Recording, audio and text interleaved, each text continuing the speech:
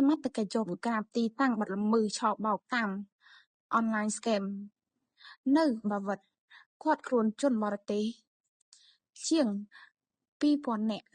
សមត្ថកិច្ចនៅថ្ងៃសៅរ៍ម្សិលមិញបានបើកប្រតិបត្តិការបង្ក្រាបទីតាំងសង្ស័យប្រព្រឹត្តអំពើឆបោកតាមប្រព័ន្ធបច្ចេកវិទ្យា online scam ក្នុងបរិវេណកាស៊ីណូវ៉ាន់ឆឹង A7 ដែលមានអគារចំនួន27ស្ថិតនៅក្នុងភូមិតាមឹកសង្កាត់បាវិតក្រុងបាវិតខេត្តស្វាយរៀងបើតាមសមត្ថកិច្ចបានឃាត់ខ្លួនជនសង្ស័យ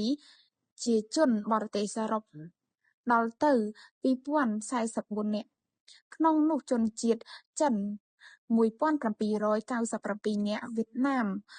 177 នាក់មីយ៉ាន់ម៉ា 179 នាក់នេប៉ាល់